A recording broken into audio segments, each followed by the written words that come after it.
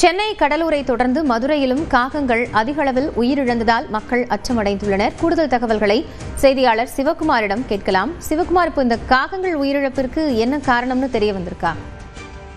நிச்சயமாக காயத்ரி, அதாவது தமிழகத்திலிருந்து சென்னை, கடலூர், சேலம் உள்ளிட்ட பகுதிகளில் கடந்த சில நாட்களாகவே காகங்கள் கொத்து கொத்தாக உயிரிழக்கக்கூடிய சம்பவம் நடைபெற்று வருகிறது.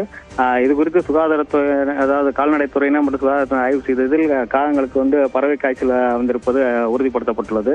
ஆனால் தற்போது வரை பறவை காய்ச்சலானது மக்களுக்கு எந்த பாதிப்பையும் ஏற்படுத்தவில்லை என்று சுகாதாரத்துறை அறிவிக்கப்பட்டுள்ளது.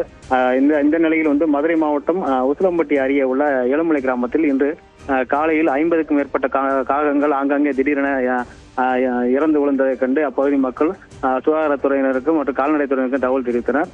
சம்பவ இடத்திற்கு வந்த அதிகாரிகள் இறந்த காகங்களை ஆய்வு செய்த போது பறவை காய்ச்சலால் உயிரிழந்த போது தெரிய வருவது.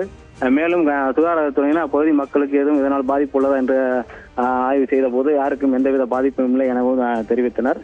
அதாவது தொடர்ந்து காகங்கள் மற்றும் பறவைகள் உயிரிழப்பது மக்களிடையே ஒரு பெரிய அச்சத்தை ஏற்படுத்தி இருந்தாலும் வீட்டில் வளர்க்கக்கூடிய புறாக்கள் மற்றும் கோழிகள் திடீரென உயிரிழப்பு சம்பவம் ஏற்பட்டால் உடனடியாக சுகாதாரத்துறையினர் மற்றும் கால்நடைத்துறையினருக்கு தகவல் தெரிவிக்குமாறு மாவட்ட நிர்வாகம் மக்களுக்கு அறிவுறுத்தியுள்ளது.